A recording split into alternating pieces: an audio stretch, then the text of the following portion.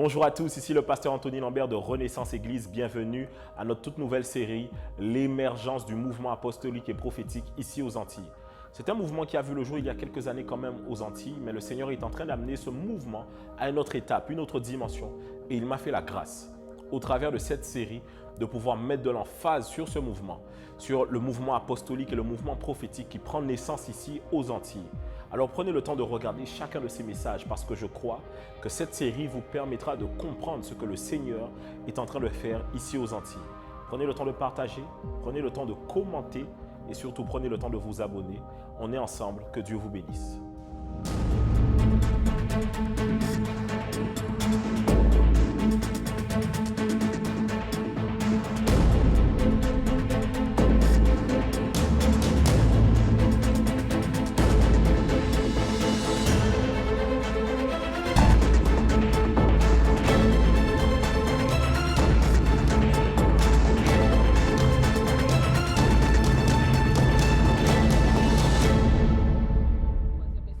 Le titre de mon troisième message, c'est l'apôtre, sa mission, ses caractéristiques et sa typologie.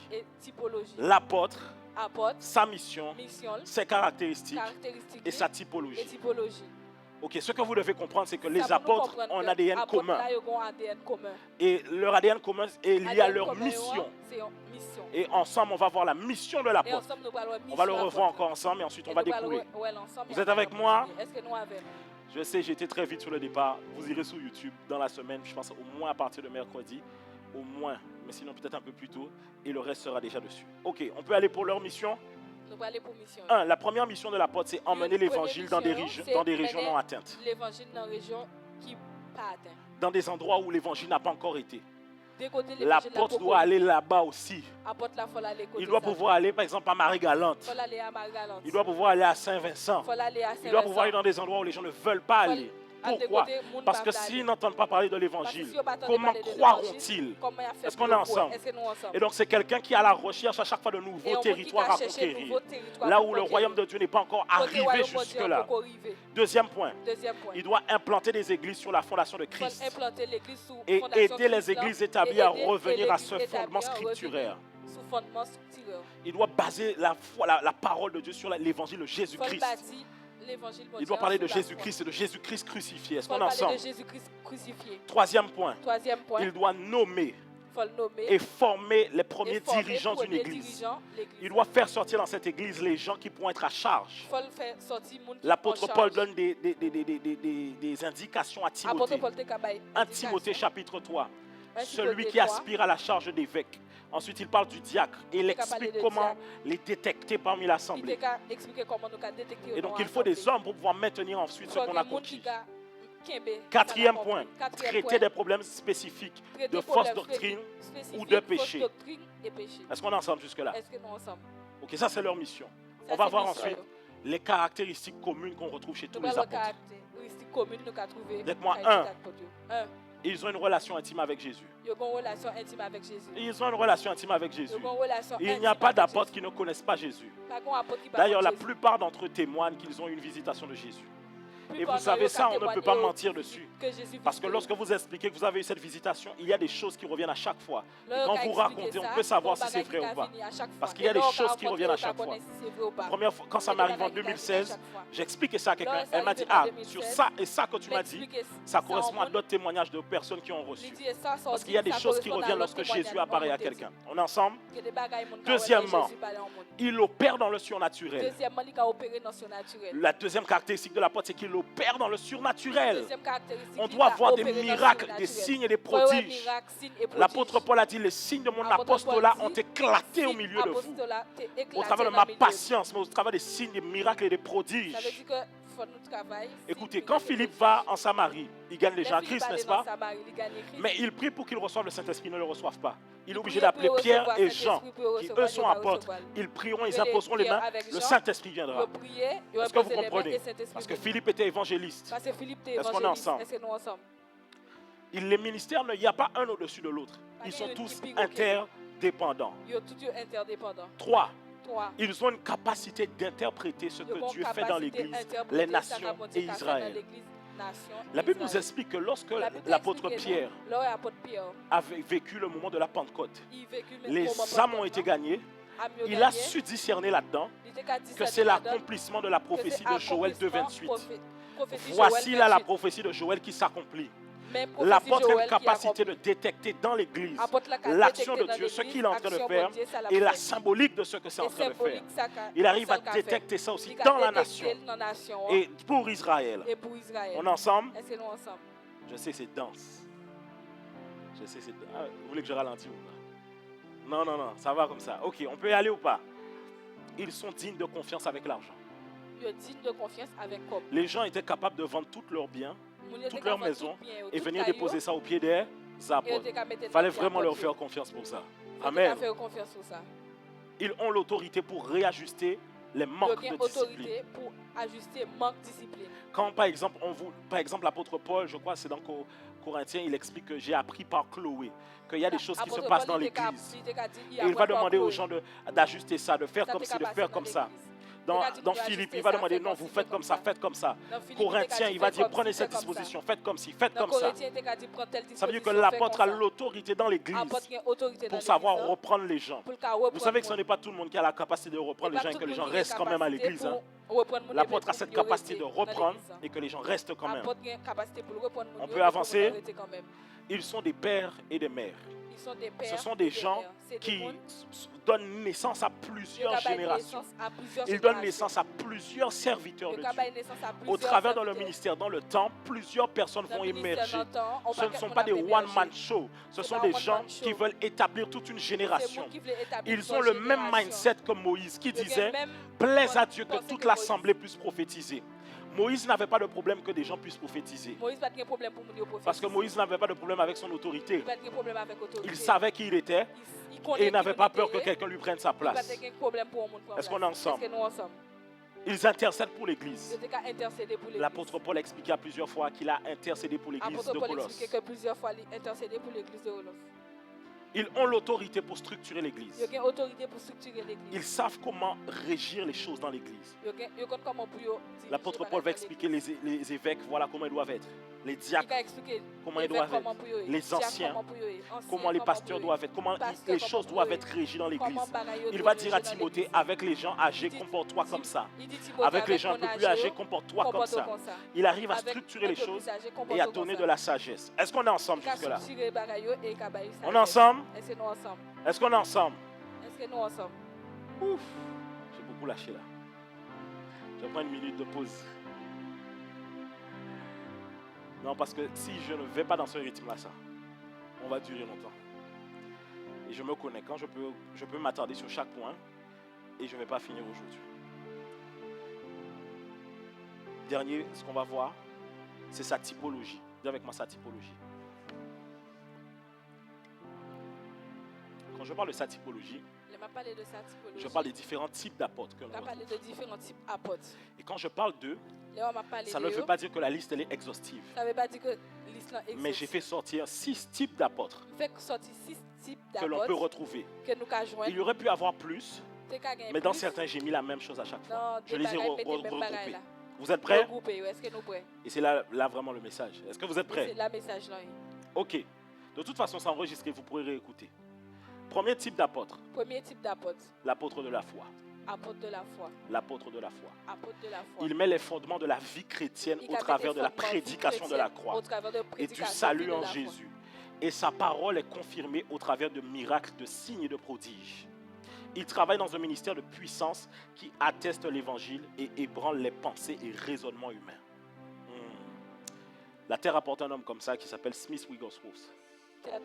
C'est un homme qui a ressuscité plus d'une vingtaine de personnes. Il a ressuscité sa femme, je crois, avec un coup de poing. C'était quelqu'un, on disait que quand on rentrait chez lui, il ne voulait même pas un journal France Antilles, par exemple. C'était les chrétiens extrémistes. Hein. Ils disaient pas le monde chez moi. Mais il y avait les miracles. On voyait les miracles. On voyait les signes. On voyait les prodiges. Et on peut voir des gens comme ça même au travers de la vie, par exemple, de Catherine Kuhlman.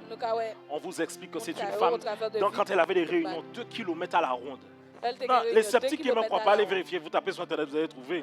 Avec les témoignages à l'appui et documents officiels.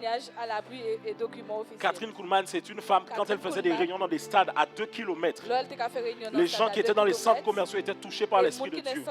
Quand les gens arrivaient 2 heures en avance, les paralytiques marchaient, les boiteux marchaient, les gens étaient guéris, les gens étaient délivrés. Des gens 2 km à la ronde vivaient le surnaturel. Il y a des gens, pendant qu'ils étaient au supermarché, le Seigneur les amenait en visite en enfer, amenait en visite au paradis. C'était des gens qui vivaient des choses extraordinaires. Je crois que c'est Aimé Simple McPherson. On raconte l'histoire, je ne suis pas sûr que c'est elle. Qu'un jour, elle a commencé à prêcher, puis elle s'est arrêtée. Pendant 3 jours, elle s'est arrêtée, elle est restée au même endroit. Et elle est montée en visite au ciel. Elle est revenue, elle a repris la prédication là où elle s'était arrêtée après 3 jours. Est-ce que je parle à quelqu'un? On vous parle de quelqu'un comme Kenneth Hagin. Kenneth Hagin, c'était quelqu'un qui avait une onction particulière. C'était un prophète. Je parlerai des apôtres comme lui. Là, on nous explique dans l'histoire que c'est quelqu'un qui, à un moment, il raconte ça. Il dit qu'il était dans un service. Il a commencé à parler en langue. Il n'arrivait plus du tout à parler en français, en anglais. Et seul son collaborateur comprenait quand il parlait en langue et arrivait à traduire pour lui. Dès que moi, les signes, les miracles et les prodiges, les paillettes d'or qui apparaissent, l'huile qui apparaît miraculeusement, l'argent qui apparaît miraculeusement.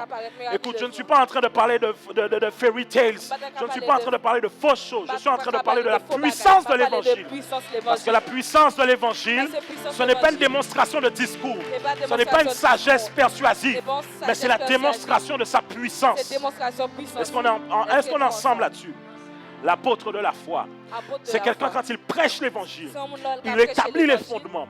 Les gens croient en Jésus-Christ. Il met la sainte doctrine au centre. Et il démontre la puissance de la croix au travers des miracles, au travers des signes que les gens ont. Les gens vivent des choses extraordinaires. Des jambes courtes poussent, des bras courts poussent, des gens qui sont sur poids glissent. Non.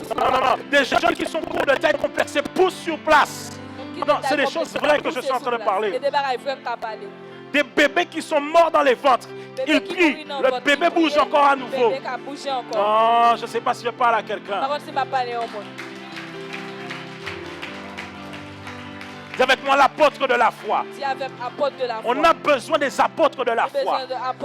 Parce que quand on est dans un pays comme la France, là où les gens aiment beaucoup raisonner, là où les gens aiment avoir des débats, là où le surnaturel commence, le naturel s'arrête. Et le surnaturel finit par devenir le naturel. Là où l'incompréhensible arrive, le divin est en place. C'est lorsque l'invisible transcende pour aller dans le visible. Hébreu dit que les choses visibles ont été faites des choses invisibles. Lorsque le surnaturel ouvre les écluses des cieux, qu'il y a un cortège qui vient sur terre, les hommes, les femmes ne peuvent pas douter parce qu'il y a la manifestation de la puissance. Il faut qu'il y ait un retour de la puissance dans l'église. Il faut qu'il y ait les miracles à nouveau. Il faut qu'il y ait les guérisons à nouveau. Écoutez, je suis en train de vous parler de choses que l'on vit. Vous le voyez, les gens soifent de ça. Les gens soifent de ça. Les gens soifent de ça. Quand on a fait notre semaine de guérison, les gens étaient guéris. Il fallait voir comment les gens sont venus. Pourquoi? Parce que les gens sont malades. Les gens souffrent. Il faut qu'il y ait les apôtres de la foi qui aillent au CHU prier pour le Covid, qui retirent les gens là des points de réanimation. Il faut qu'il y ait des apôtres de la foi qui te disent quel est ton problème. Il y a des problèmes que l'on doit solutionner que la science n'a pas, la médecine n'a pas, les sorciers ne peuvent pas, les cadets des affaires ne peuvent pas. Mais il y a une puissance qui vient d'en haut. Oui. Est-ce que je parle à quelqu'un? Deuxième type d'apôtre, je parle de l'apôtre prophétique. Il travaille pour l'avenir. Il reçoit de la part de Dieu les lignes de ce qui se fera dans le temps.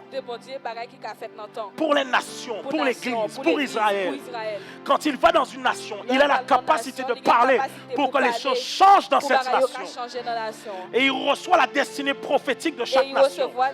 Il arrive à discerner quels ont été les héros qui sont tombés. Comment relever les manteaux? Comment faire émerger une génération de prophètes? Comment faire des actions prophétiques pour que des prophètes qui jusqu'ici étaient muets dans le surnaturel, leur voix puisse être dégagée? Est-ce que je parle à quelqu'un? il déclenche l'émergence des prophètes. Déclenche l'émergence des... La Bible dit qu'autrefois, quand on allait voir le prophète, on disait on allait voir le voyant. Il déclenche l'émergence des voyants véritables selon Jésus-Christ. Des gens que quand on vient, ils arrivent à voir la vie des hommes et des femmes. C'est ce que Jésus a fait lorsqu'il a vu la vie de Nathanaël. Il a dit voici un homme bon en Israël. Lorsqu'il a vu la femme samaritaine, il lui a dit non, ce n'est pas le seul mari que tu as eu. Il voit la vie. Il arrive à donner des détails, des paroles de connaissance. Il faut les apôtres prophétiques. Et l'un de ces exemples, c'est l'apôtre Jean. Bien qu'apôtre, il a réussi à se classer dans la même lignée que Daniel, pouvoir percer les montagnes et pouvoir voir dans les montagnes du temps ce qui va arriver à la fin des temps. Un homme arrivé il y a 2000 ans avant arrive à voir que dans 2000 ans il y aura une puce qui va arriver. Est-ce que je parle à quelqu'un? Il faut des apôtres prophétiques qui sont des voix dans la nation qu'on peut venir consulter lorsqu'il y a des choses. Dis-nous qu'est-ce qui se passe. Ils arrivent à donner une directive. Ils arrivent à dire dans quel sens on doit aller. Il faut des apôtres prophétiques. Les apôtres, écoutez, un apôtre prophétique, ça ne triche pas. Lorsqu'il prêche, l'onction prophétique est dégagée. Lorsqu'il adore, l'onction prophétique est dégagée. Il arrive à faire émerger des intercesseurs, des hommes et femmes qui ont soif de prière. Est-ce que je parle à quelqu'un ce matin? Yes. Est-ce que je peux arriver sur le troisième type d'apôtre? L'apôtre apologiste. Oui. La Bible parle des pères apologistes. La Bible parle de ces hommes qui ont maintenu la sainte doctrine dans une bonne direction. Écoutez, je vous dis, ce qui est au commencement est en train de se refaire à la fin. La Bible dit les premiers seront les derniers seront les premiers. Au commencement de l'Église, il y avait les apôtres et les prophètes. Et il y avait les autres ministères. Sauf qu'au commencement de l'Église, l'histoire nous explique que beaucoup de sciences sont arrivées. La gnose, ce qu'on appelle le New Age, c'était déjà présent là-bas. Ils avaient des sciences spirituelles, ésotériques. L'histoire même nous explique que le sud de la France est jonché de cette histoire. Il y avait beaucoup de gnose dans le sud de la science des choses cachées. Est-ce que je parle à quelqu'un? Et l'histoire nous explique qu'il y a ce qu'on appelle les pères apologistes. Ils se sont levés, ont pris position pour les doctrines. Et on dit que ça, ce n'est pas la parole de Dieu. Ça, ce n'est pas la parole de Dieu. Ça, ce n'est pas la parole de Dieu. Ce ne sont pas des gens rabat-joie qui veulent garder le mouvement de l'esprit dans le passé. Non. Ils arrivent à suivre le mouvement, mais ils arrivent à voir quand l'ennemi veut infiltrer, livrer parmi le blé. Est-ce que je parle à quelqu'un? Il faut des pères apologistes qui peuvent pouvoir dire que non. Cette doctrine-là, écoutez. La doctrine de la foi dit que c'est une ferme assurance des choses qu'on espère. Mais la foi vient de ce que l'on entend vient de la parole de Dieu. Le New Age te dit tu dois penser positif, mais par rapport à l'univers et ce genre de choses. En tant qu'apôtre, tu dois savoir recadrer les choses. En tant qu'apôtre, il faut qu'on recadre des bagages. Le coaching te dit oui, développement personnel, développe-toi, toi tu as du potentiel. L'apôtre te dit c'est Christ en toi l'espérance de ta gloire. Est-ce que je parle à quelqu'un? Comment veux-tu parler de ton potentiel s'il y a un créateur qui t'a créé et que tu ne marches pas avec ton créateur? Est-ce que je parle à quelqu'un? L'apôtre te permet de comprendre que ce n'est pas ta propre force que tu as. Il n'y a rien que tu as reçu que tu mérites. Même la respiration que tu as, c'est Dieu qui te l'a donnée. Alors comment commencer à marcher en pensant que c'est ta propre force qui te permet de vaincre les circonstances? C'est Dieu qui est avec toi. C'est Dieu qui te garde. C'est Dieu qui te soutient. Ce n'est pas ton caractère. Ce n'est pas ta bonne étoile, ton potentiel. C'est l'Éternel des armées qui combat pour toi. Non, il faut que je le dise. L'apôtre pourra dire, écoutez, l'apôtre Paul, je pense qu'il y avait l'horoscope aussi là-bas, à Éphèse. Je pense qu'il y avait l'horoscope. Et donc il a dû commencer à dire, ok, les principautés, les dominations, commencer à expliquer comment le ciel fonctionne. Et dans Éphésiens, il va leur expliquer qu'ils vivent en Christ, assis à la droite du Père, dans le troisième ciel, au-dessus du deuxième ciel, donc au-dessus des astres. Et donc, en tant qu'enfant de Dieu, tu es au-dessus des astres de l'horoscope. C'est eux qui doivent te consulter pour connaître leur journée. C'est pas toi. Est-ce que je parle à quelqu'un? La Bible dit à Job qui n'était pas une nouvelle création. Quand es-tu levé au matin, tu as commandé à l'aurore. Ce qui veut dire que tu as la possibilité de dire, bon, Capricorne, aujourd'hui tu vas faire ça. Taureau, aujourd'hui tu vas faire ça ici là. Bélier, tu vas faire ça ici là. C'est moi qui soumets les astres. Écoutez, la Bible dit qu'il m'a fait de peu supérieur. Non, pas inférieur, supérieur. Pourquoi? Écoutez, au commencement il dit faisons l'homme à notre image. Il n'a pas fait l'ange à mon image. Dans Psaume il dit ne vous ai-je pas dit que vous êtes des dieux? Est-ce que je parle à quelqu'un? Ce qui veut dire qu'en tant que chrétien, l'apôtre va t'expliquer. J'explique ça des fois. Je dis, écoute, quand tu comprends d'où viennent les religions, tu sais, tel Dieu, tel Dieu, tel Dieu, en réalité c'est quoi? Ce sont des anges déchus qui se sont révélés à l'humanité comme étant des dieux et qui ont fait croire à l'humanité qu'ils étaient des dieux. Mais même eux nous sont soumis. Je dis, même eux nous sont soumis. Avec moi l'apôtre apologiste. C'est ainsi que Paul, dans le livre de Galates, quand il arrive, il va expliquer, il dit, oh Galates, qui vous a ensorcelé? Vous avez commencé dans l'esprit, vous finissez dans la chair. Il ne parle pas de la chair de l'impudicité, c'est pas de ça. Il est en train d'expliquer qu'ils sont en train de retourner aux choses de la loi alors qu'ils ont été affranchis par la grâce. C'est ce qu'il dit, il dit des faux circoncis. Il appelle ça les faux circoncis qui veulent ramener les choses du judaïsme dans la chrétienté. Il dit vous n'avez pas été sous ce joug parce que vous avez été rachetés par la grâce. Et donc il recadre les choses. Est-ce qu'on est ensemble? Voilà. Avec moi l'apôtre révolutionnaire. Avec moi l'apôtre révolutionnaire.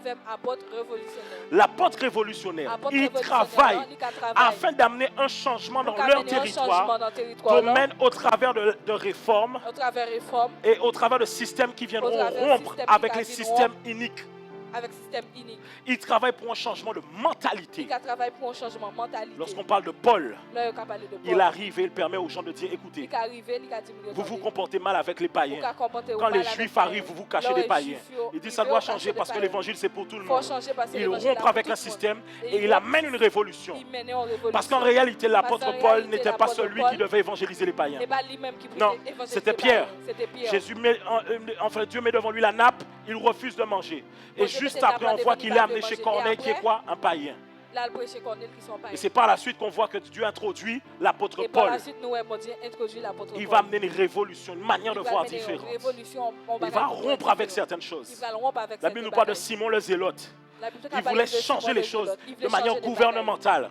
Il y a des apôtres révolutionnaires qui, lorsqu'ils regardent les situations, ils ont envie de changer le paradigme, changer la mentalité. Ils veulent restructurer les choses. Ils veulent reprendre à nouveau. Écoutez, Martin Luther, bien qu'il y a des choses avec lesquelles je ne suis pas en phase, c'est un apôtre révolutionnaire. Pourquoi? Il a amené une réforme d'il y a 500 ans. Si nous sommes aujourd'hui en train d'avancer comme ça, c'est parce qu'il y a 500 ans, il a rompu avec quelque chose. Il a amené une réforme pour dire que non, ce n'est pas ça, ce n'est pas ça. Il est rentré dans la dimension apologiste pour dire quelles sont les vraies doctrines de la parole de Dieu. Est-ce qu'on est ensemble? Et donc il faut des apôtres révolutionnaires, des hommes et des femmes qui vont permettre aux chrétiens de voir les choses différemment. L'apôtre révolutionnaire te permet de comprendre la réforme sociétale, te permet de comprendre comment aller dans la société et influencer cette société. Il te permet de te faire comprendre que tu es chrétien, certes, mais si tu ne devais pas être sur terre, tu serais déjà au ciel depuis longtemps. Si quand tu as accepté Jésus, tu es resté sur terre, c'est qu'il y a une lumière que tu dois amener quelque part. Est-ce que je parle à quelqu'un? La Bible dit tu es le sel de la terre, la lumière du monde. Et on dit qu'on ne met pas une lampe sur le boisson, on la met en haut pour pouvoir éclairer. Écoute, je déclare à partir de cette saison que tu seras la tête et non la queue. Je dis dans ton milieu de travail, tu seras la tête et non la queue. Là où tu échoues depuis longtemps, tu seras la tête et non la queue. Le pouvoir a changé de main. Est-ce que je parle à quelqu'un? Dites-moi, le pouvoir a changé de main. Le pouvoir a changé de main. L'apôtre du réseautage. L'apôtre du réseautage. C'est un style d'apôtre qui, lorsqu'il regarde les nations, lorsqu'il regarde comment les choses sont établies, il va décider avec une nature fédérante de pouvoir fédérer les hommes et les femmes établis sur la nation et pouvoir leur permettre de travailler en réseau. Vous allez voir que lorsque Paul rencontre Barnabas, il rencontre d'autres personnes. C'est Barnabas qui est une porte pour lui vers les autres autre apôtre. Barnabas est comme un garant pour lui, une porte d'entrée. Et il y a des apôtres comme ça, les apôtres du réseautage. Ils arrivent à mettre en lien les ministères. Parce qu'on est encore. Mais la main n'est pas proche du pied, le pied n'est pas proche du coude. Sauf que de temps en temps, ils peuvent se rapprocher. Et l'apôtre du réseautage va établir des réseaux apostoliques, va établir des centres apostoliques, des lieux où les hommes et les femmes se retrouvent afin de pouvoir travailler sur les années à venir. Est-ce que je parle à quelqu'un? On le voit avec des hommes contemporains. Aux États-Unis, on a par exemple un homme comme Chuck D. Pierce. On a Alain Caron au Canada. On a plusieurs exemples comme ça. D'hommes qui ont établi des centres apostoliques. Est-ce que je parle à quelqu'un? Est-ce que je peux arriver sur le dernier apôtre? On peut finir ou pas? L'apôtre de la sagesse. Wow. Apôtre de la sagesse. Yes. Écoute, il détient en lui une sagesse particulière pour la gestion des hommes, des finances, de la structuration à mettre en place, pour la croissance de l'Église, l'établissement d'hommes et de femmes dans leurs ministères respectifs. Lorsqu'ils arrivent dans une Église et que celle-ci est en difficulté, il sait quoi faire et comment le faire afin de résoudre chaque problème. L'apôtre Paul dit, j'ai bâti comme un sage architecte. L'apôtre de la sagesse, il sait venir dans une assemblée et pouvoir dire si vous faites ça, vous aurez ça comme résultat. C'est un homme sage qui sait voir les actions à poser pour pouvoir arriver à nos fins. Des fois, l'Église a des difficultés. L'Église a des problèmes de structuration. L'Église a ceci ou à cela. Quand l'apôtre arrive, il arrive à voir cela et à déceler d'où vient le problème et à dire quelles sont les actions à faire. Il faut des apôtres de la sagesse. Pourquoi? Salomon nous l'enseigne. Salomon, quand il devient roi d'Israël, il ne demande pas la puissance, il ne demande pas les chars, il ne demande pas l'impact dans la guerre, il demande la sagesse. Pourquoi? Parce que pour gérer un peuple, il faut la sagesse. Moïse avait besoin de sagesse, Josué avait besoin de sagesse, Daniel avait besoin de sagesse, Joseph avait besoin de sagesse. Il faut de la sagesse pour gouverner les peuples. Parce qu'il y aura des problématiques devant toi que tu ne pourras pas résoudre. Mais grâce à l'Esprit de Dieu qui est en toi, l'Esprit supérieur, l'Esprit qui te permettra de comprendre quelles sont les situations qui sont en face de moi. Le cas de Salomon est fort quand même. On lui amène deux femmes. Chacune a un bébé. Le bébé est mort la nuit. L'une dit c'est mon bébé, l'autre dit c'est mon bébé. L'une dit c'est non. Salomon dit ok, prenez-moi une épée, on va fendre le bébé en deux. Il sait que quand il fait ça, la véritable maman va demander à ce qu'on ne tue pas l'enfant. Et donc Salomon fait quoi? Il va reconstater que la véritable mère a pleuré comme pas possible. Ne tuez pas l'enfant. Et l'autre a dit, tuez-le. Parce que les sorciers, quand ils perdent, ils veulent que tu perdes aussi. Et dès que les sorciers, quand tu perds, ils veulent que tu perdes aussi. Sorcier, c'est la jalousie. Hein? La jalousie, c'est un stage en sorcellerie. Je vous dis, les gens qui vont chez les gars des affaires là, c'est des grands jaloux. Quand ils vont chez les gars des affaires, ils disent oui, on m'a fait ça, on m'a fait ça. Personne ne leur a rien fait. C'est eux-mêmes qui jalousent les gens tout seuls. Le gars des affaires, il sait, quand il te voit, il sait que tu es jaloux. Tu vois, là, il dit que c'est le mauvais cœur qui t'amène là. Mais Salomon a su voir les choses. Il a su déceler les choses. Est-ce qu'on est ensemble? L'apôtre Paul dit j'ai bâti comme un sage. L'apôtre Paul dit bâti comme un sage. On voit la sagesse de l'apôtre Paul avec Timothée. Quand il lui dit avec les vieillards agis comme ça, avec les jeunes agis comme ça, avec les sœurs agis comme ça, avec tel agis comme ça. Pourquoi? Parce qu'il savait que devant lui, il avait des difficultés bien précises.